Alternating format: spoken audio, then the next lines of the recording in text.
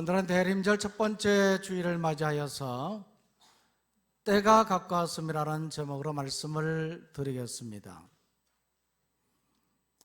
지난 주일에 예수님의 재림이라는 제목으로 말씀을 드렸습니다. 그때에 예수님의 재림은 성경에 남아있는 마지막 예언이라고 말씀을 드렸죠. 기억이 나십니까? 서두에 제가 그렇게 말씀을 드렸습니다. 그래서 초대교회로부터 지금까지 많은 성도들은 이런 예언의 말씀, 예수님께서 다시 오실 것이다, 재림하실 것이라는 이 예언의 말씀을 믿고 기다리고 있습니다. 예수님의 이 예언의 말씀, 다시 오실 것이라는 이 예언의 말씀은 지금도 유효합니다. 그래서 지금 우리는 이 대림절을 지키고 있잖아요. 이 대림절은 바로 다시 오실 예수님을 기다리는 절기입니다. 이 대림이라고 하는 이 말 뜻 자체가 기다린다 하는 뜻이거든요. 사람들은 말합니다. 예수님이 오신다고 말하는데 지금까지도 기다리는데 왜 아직까지 오시지 않습니까? 그렇게 묻습니다. 초대교회도 예수님께서 속히 오실 것이다 하는 것을 생각하고 그들은 예수님을 기다렸습니다. 그들은 예수님이 곧 오실 것이라 생각하고 일도 하지 않았고 때로는 선을 행했는데 예수님이 속히 오시지 않자 낙심하고 또 삶을 포기해버리는 그런 상황에 처하게 되었습니다. 그래서 그들이 사도 바울에게 물었습니다. 예수님의 재림이 지연되는 이유가 무엇입니까? 그때 사도 바울은 예수님이 오시는 시기에 대해서 말해주지 않고 예수님이 오실 때까지 그들이 어떻게 살아야 되는지 그 삶의 자세에 대해서 말해주었습니다. 그 이유는요, 준비가 되어 있으면 예수님이 언제 오시든 상관이 없기 때문입니다. 그러나 준비가 되어 있지 않으면 예수님 오시는 것 그 자체가 불행의 순간이 되기 때문입니다. 그래서 준비해야 되는 거죠. 오늘 우리들도 마찬가지입니다. 우리가 대림절을 지키지만 예수님께서 오실 때 오늘 우리는 기쁨으로 예수님을 맞이할 준비가 되어 있느냐 하는 겁니다. 오늘 이 말씀에도 보면요, 사도 바울은 자다가 깰 때가 가까웠다 그렇게 말하고 있습니다. 여기서 때라고 하는 것은요, 낮을 말하거든요. 잠은 밤에 자고 낮에는 깨어야 되잖아요. 깰 때가 가까웠다. 이 낮은 재림의 때를 말합니다. 예수님께서 재림할 때가 가까웠다 하는 것을 말씀하고 있습니다. 그 이유는 밤이 깊었기 때문입니다. 밤은 죄가 가득하고 사탄의 활동이 왕성한 그러한 때입니다. 이러한 밤이 깊을수록 낮은 점점 가까워지는 거죠. 지금의 세상은요, 죄가 가득하고 사탄의 활동이 왕성하게 일어나고 있는 때라고 볼 수 있습니다. 지금의 이 정치 상황들을 한번 생각해 보십시오. 온통 부정부패로 가득 차 있습니다. 이 나라의 경제를 보십시오. 이 사회를 보십시오. 우리 주변에 되어지는 이 모든 일들을 보면요, 죄와 악으로 가득 차 있습니다. 부정적이지 않은 것이 없을 정도로 이 사회는 그만큼 악해졌다는 것을 보게 됩니다. 우리가 예수님을 믿는다고 말하지만 우리 자신들을 봐도 그렇지 않습니까? 얼마나 악해져 있는지, 내 자신만 알고 다른 사람을 배려하지 못하고 믿음의 삶이라고 말하지만 믿음의 삶, 사람답지 못하는 그런 우리의 모습들이 얼마나 많습니까? 이런 모습들을 바라보면 지금의 이때가 바로 예수님이 재림할 때라는 것을 우리가 깨달을 수 있습니다. 그렇다면 이때에 우리는 어떻게 살아야 되겠느냐 하는 겁니다. 재림의 시기가 중요한 것이 아니라 재림의 때까지 우리가 어떻게 살아야 되느냐. 지난주에 말씀을 드렸습니다. 재림의 때가 언제라고 그랬습니까? 모른다. 그렇죠? 천사들도 모르고 아들인 예수님 자신도 모르고 오직 하나님만 아신다 그랬어요. 모르는 것을 알려고 할 필요가 없습니다. 그러면 우리가 해야 될 일들만 하면 되는 거잖아요. 우리가 어떻게 해야 되겠습니까? 재림의 때가 가까울수록 우리가 해야 될 일, 그것이 무엇이냐 하는 거죠. 오늘 말씀에서는 이와 같이 말하고 있습니다. 12절 말씀입니다. 다 같이 읽겠습니다. 시작.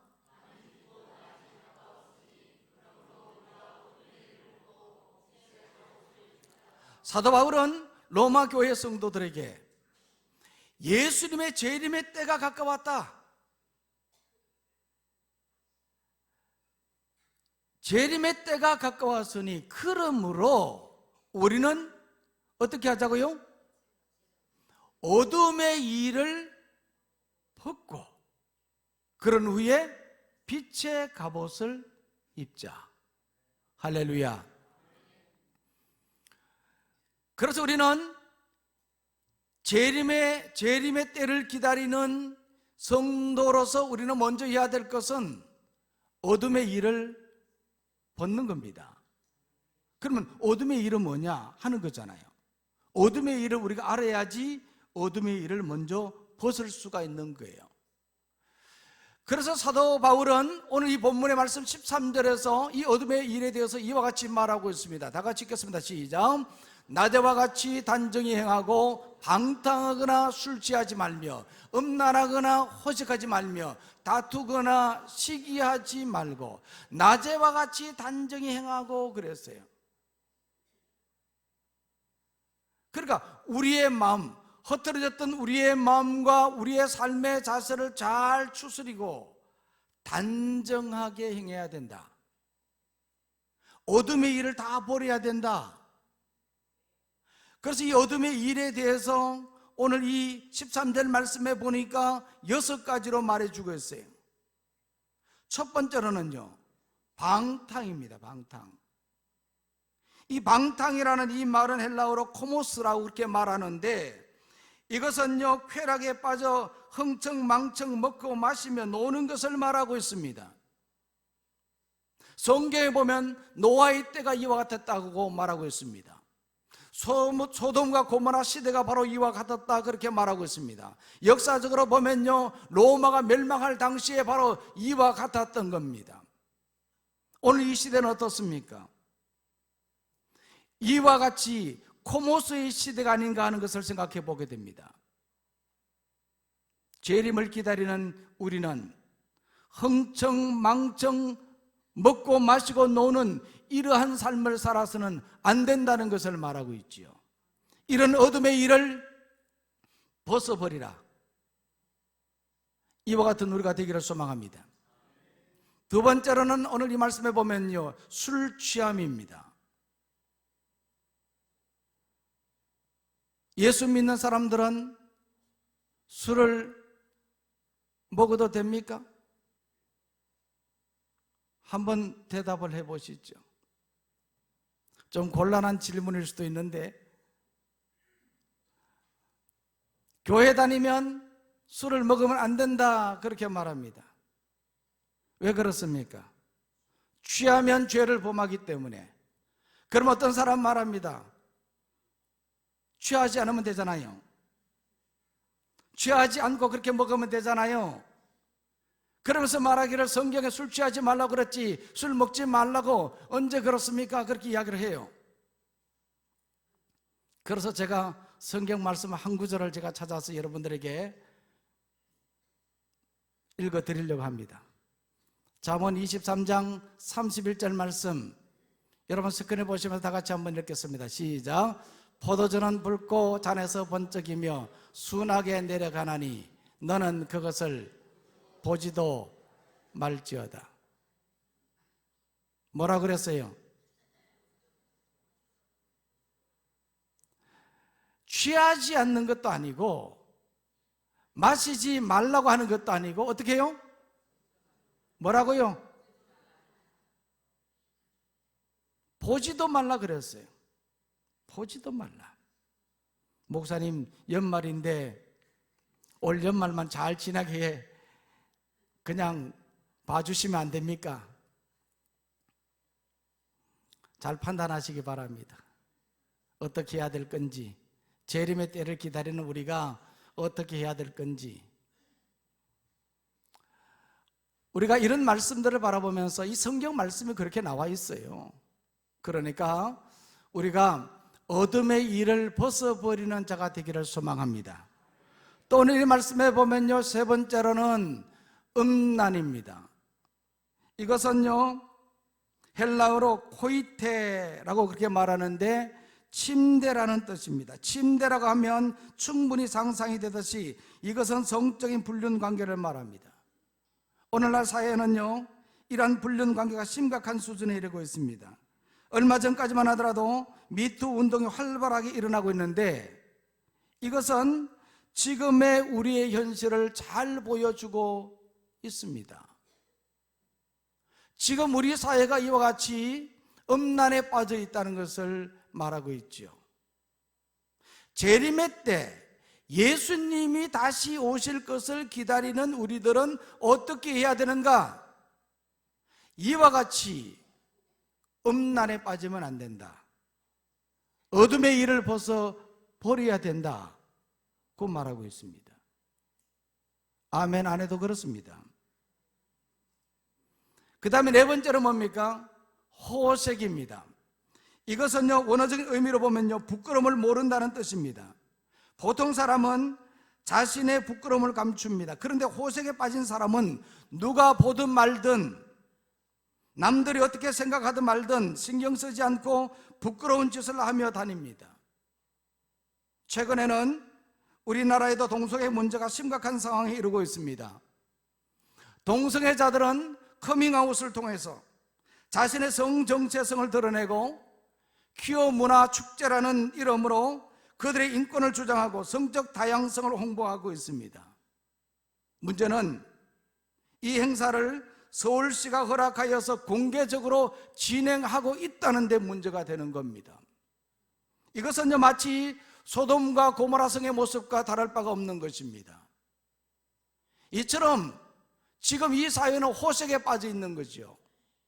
이런 모습들을 바라보면서 오늘 재림을 기다리는 우리는 어떻게 살아가야 될 것인가? 우리 자신의 모습을 면밀히 살펴보고 점검하고 그러면서 어둠의 일을 벗어버리고 다시 오실 예수님을 기다리는 우리가 되기를 소망합니다. 또 오늘 말씀을 바라보면요 다툼이라 그렇게 말했거든요. 이것은 지위와 권력에 대한 욕망에서 나오는 것입니다. 주로 자신이 남보다 항상 앞서야 한다는 생각을 가진 사람일수록 다툼을 일으킵니다. 왜냐하면 자기보다 남이 앞서면 견딜 수 없기 때문입니다. 그래서 미워하고 다투는 겁니다. 심지어 교회 안에서도 이런 일들이 있습니다. 재림의 때를 기다리는 우리는 주어진 이 신앙의 삶을 어떻게 살아가야 될 것인가? 시기하고 질투하고 미워하고 다투는 이런 일이 없어야 될 줄 믿습니다. 우리 속에 아직도 이런 부분이 남아있다고 한다면 이제는 다시 오실 주님을 생각하고 주님 맞을 준비하며 이러한 다툼을 다 끊어버리시길 바랍니다. 용서하고 화해하는 그러한 모습으로 나아가야 되는 것이죠. 마지막 6번째로는요, 시기입니다. 이것은 셈을 내고 미워하는 것을 말하죠. 그 이유는 자신이 갖고 있는 것에 만족하지 못하기 때문이고 다른 사람의 고상함과 탁월함을 부러워하기 때문입니다. 오늘 우리는 살아가면서 이런 시기가 없습니까?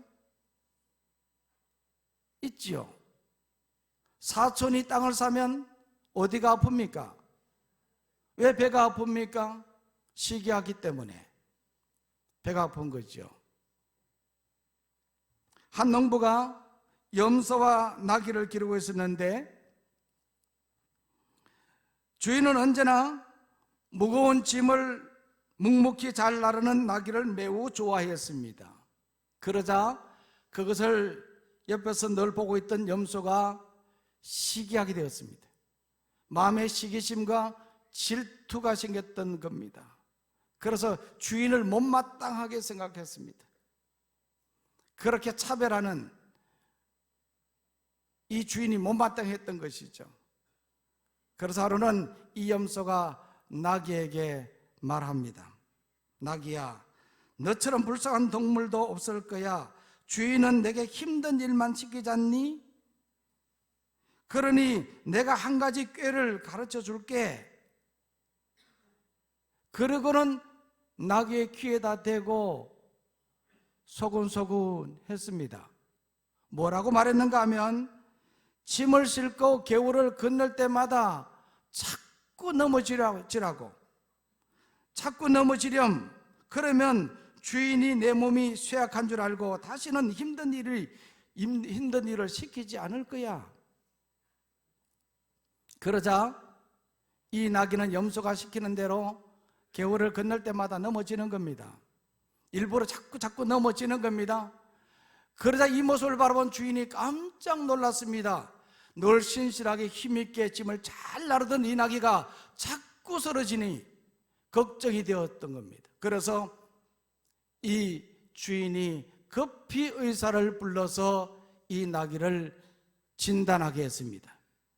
그래서 의사가 진단해 보니까 이런 처방을 내렸습니다. 나귀의 기력이 많이 쇠해졌으니 염소의 간을 먹이면 금방 낫습니다. 염소가 어떻게 되었어요? 그래서 죽었다는 이야기입니다. 뭘 이야기하는 겁니까? 시기하면 안 된다. 시기하면 그 시기로 말미암아 결국 자신이 불행해진다 하는 것을 말하고 있습니다. 종말의 때를 살아가는 우리, 특별히 예수님의 재림을 기다리는 우리는 어떻게 살아가야 될 것인가? 오늘 이 말씀에서는요 6가지로 말하고 있습니다. 첫 번째가 뭡니까? 방탕하면 안 된다. 두 번째로는 술 취하지 말라 그랬고, 세 번째로는요 음란에 빠지면 안 된다. 네 번째로 호색하지 말라. 다섯 번째로는 다투지 말라. 여섯 번째로 시기하지 말라. 이와 같은 것들이 어둠의 일이라 그렇게 말하고 있습니다. 이와 같은 어둠의 일을 다 벗어버리라. 오늘 우리는 이것을 다 벗어버리기를 원합니다. 죄악 세상 이김으로 거룩한 길 가는 나의 마음 성전 삼고 주께서 계시네. 찬송하세 주의 보혈 그 샘에 지금 나가 죄의 깊이 빠진 이 몸 그 피로 씻어 맑히네. 할렐루야. 우리의 몸을 깨끗이 하고 정결케 하고 다시 오실 주님을 맞이하는 우리가 되기를 소망합니다. 자, 오늘 12절 말씀에 보면요 또 하나의 말씀을 하고 있습니다. 그것이 뭡니까? 예수님이 다시 오실 때까지 우리 성도들이 해야 될 일 또 한 가지가 있습니다. 자, 12절 말씀 다시 한번 볼까요? 12절 말씀 읽겠습니다. 자, 12절 말씀 시작. 밤이 깊고 낮이 가까웠으니 그러므로 우리가 어둠의 일을 벗고 빛의 갑옷을 입자. 그러니까 예수님의 재림의 때를 기다리는 성도는 빛의 갑옷을 입어야 된다 하는 거죠. 그 빛의 갑옷이 뭐냐? 오늘 읽었던 이 본문의 말씀 14절 한번 보시기 바랍니다. 14절 다 같이 읽겠습니다. 시작. 오직 주 예수 그리스도로 옷 입고 정력을 위하여 육신의 일을 도모하지 말라.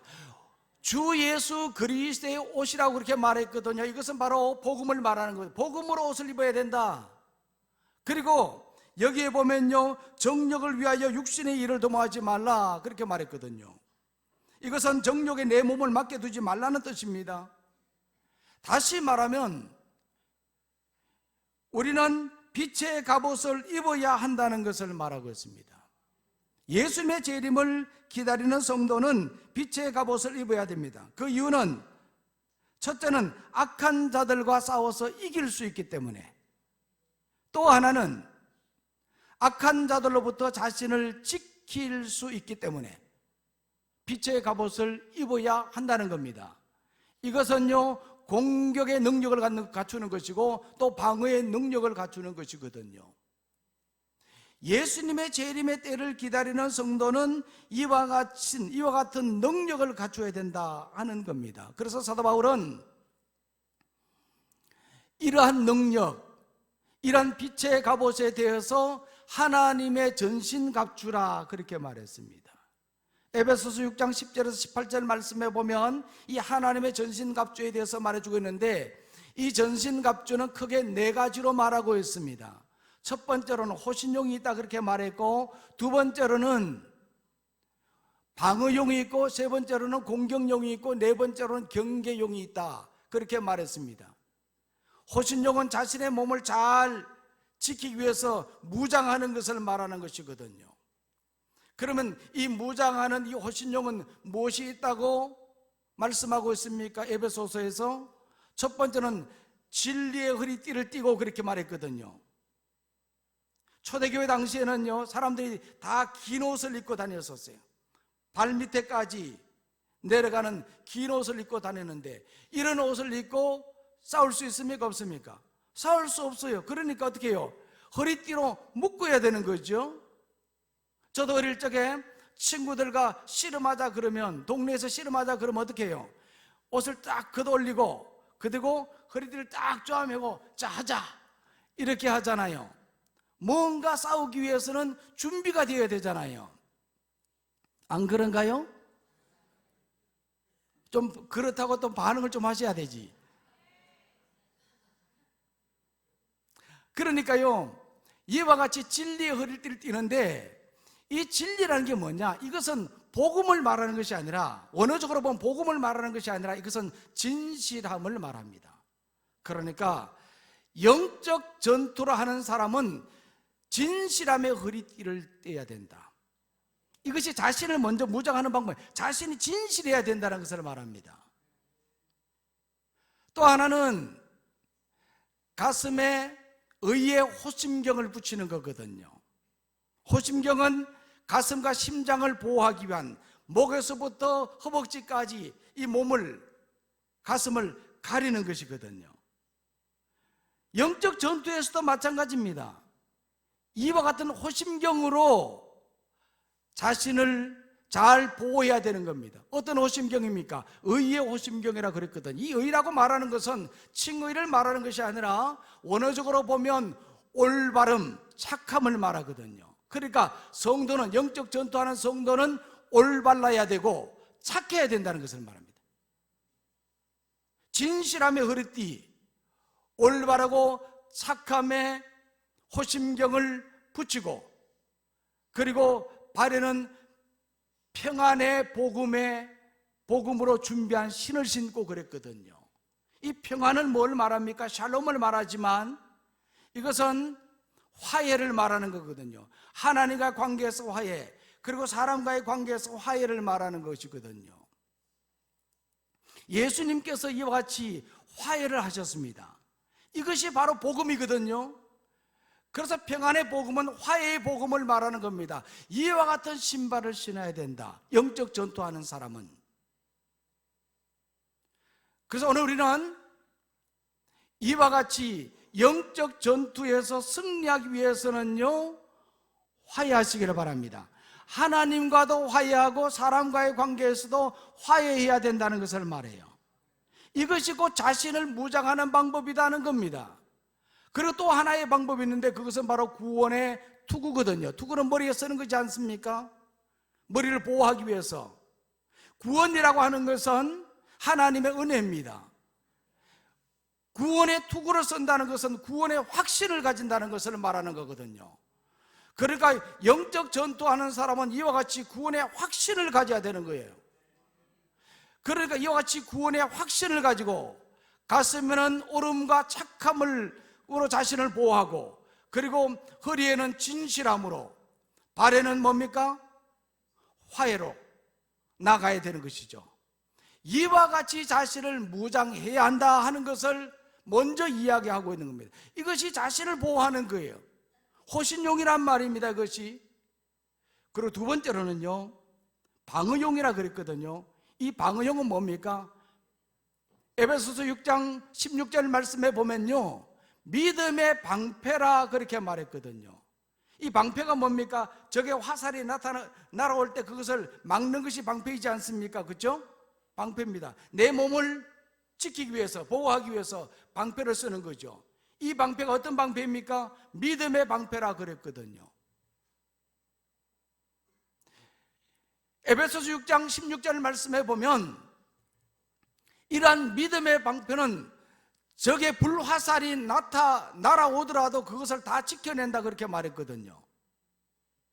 이것은 뭘 말하는가 하면, 사탄이 공격해 오더라도, 사탄이 강력하게 무너뜨리기 위해서 공격해 온다고 하더라도 그것을 다 지켜낼 수 있다는 것을 말하는 것입니다.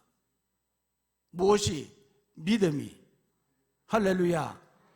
이와 같이 우리가 믿음의 방패를 가지면 아무리 사탄이 강력하게 공격해 온다고 하더라도, 사탄이 박해를 하고 의심을 하게 하고 절망에 빠지게 한다고 하더라도 이길 수 있다는 것을 말하고 있습니다. 믿음이 이기네, 믿음이 이기네, 주 예수를 믿음이 온 세상 이기네. 믿음이 이기네, 믿음이 이기네, 믿음이 이기네, 주 예수를 믿음이 온 세상 이기네.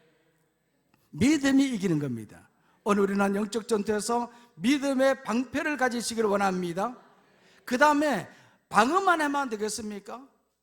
자신을 무장하고 방어만 하면 이길 수 있습니까? 아니죠. 공격용이 필요하다는 거죠. 공격 무기가 뭡니까? 에베소서 6장 17절 말씀에 보니까요, 성령의 금 곧 하나님의 말씀을 가지라 그랬습니다. 이 말씀은요, 성령이 주시는 금이거든요. 그래서 우리가 성령 충만하여서 말씀을 바라보면 이 말씀이 내 영적 삶의 무기가 되는 거예요. 무기가 되는 거예요. 이런 말씀을 우리가 가져야 되는 겁니다. 왜냐하면 이 말씀은요, 이 말씀은 복음의 능력이 되기 때문에 그렇습니다. 이 말씀이라는 이 말은 헬라어로 레마 그렇게 말하는데, 이것은 복음을 말하거든요. 그러니까 이 말씀은 곧 복음의 능력인 거지, 복음의 능력인 것이거든요. 그래서 이와 같은 말씀을 가지면요, 놀라운 역사가 나타나기 때문입니다. 구원의 역사가 나타나고, 회복의 역사가 나타나고, 치료의 역사가 나타나고, 승리의 역사가 나타나는 겁니다.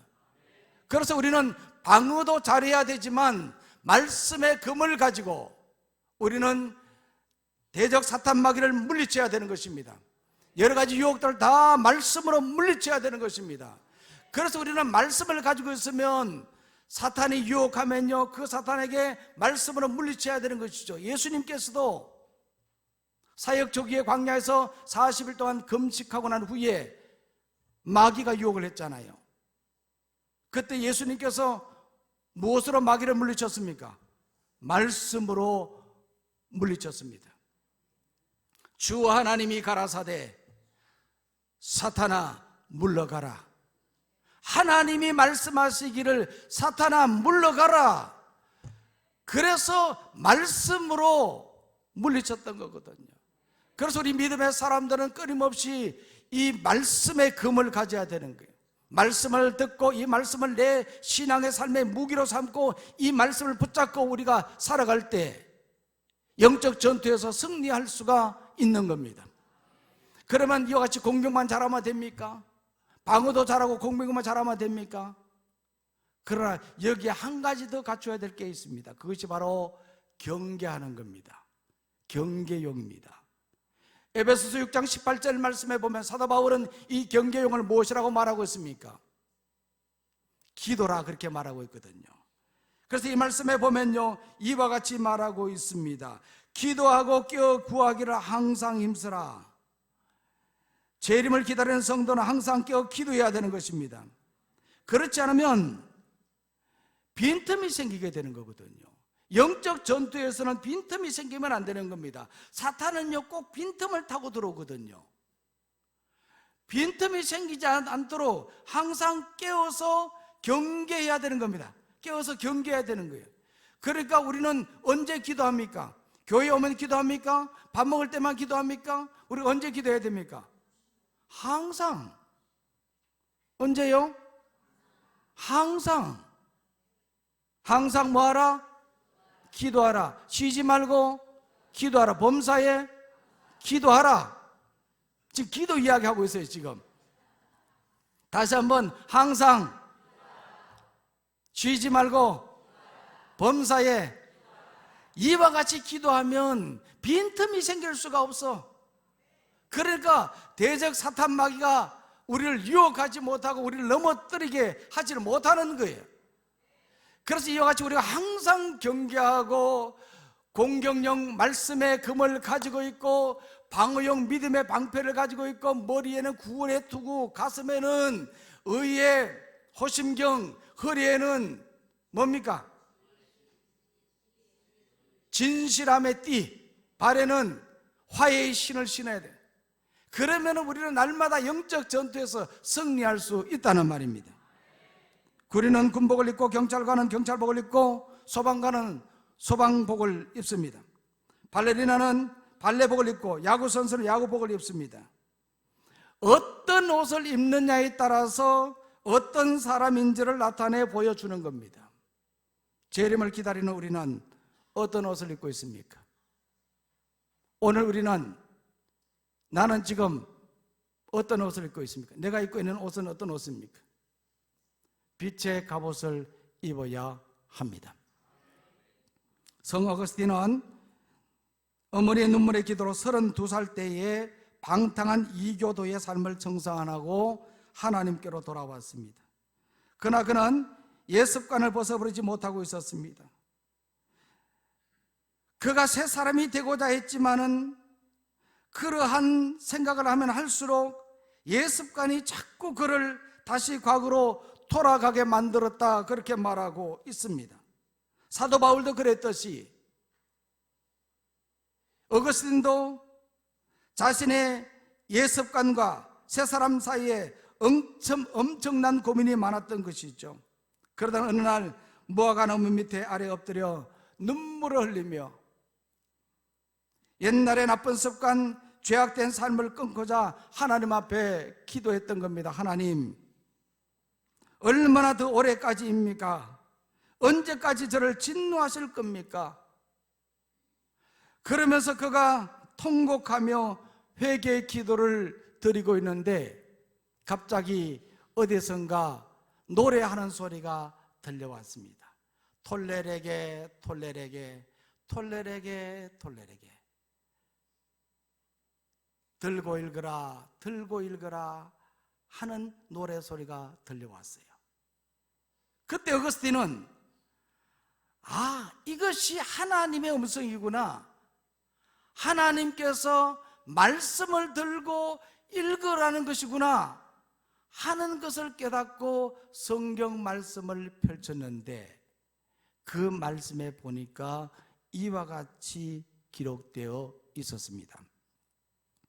방탕과 술 취하지 말며 음란하거나 호색하지 말며 다투거나 시기하지 말고 오직 주 예수 그리스도로 옷 입고 정력을 위하여 육신의 일을 도모하지 말라.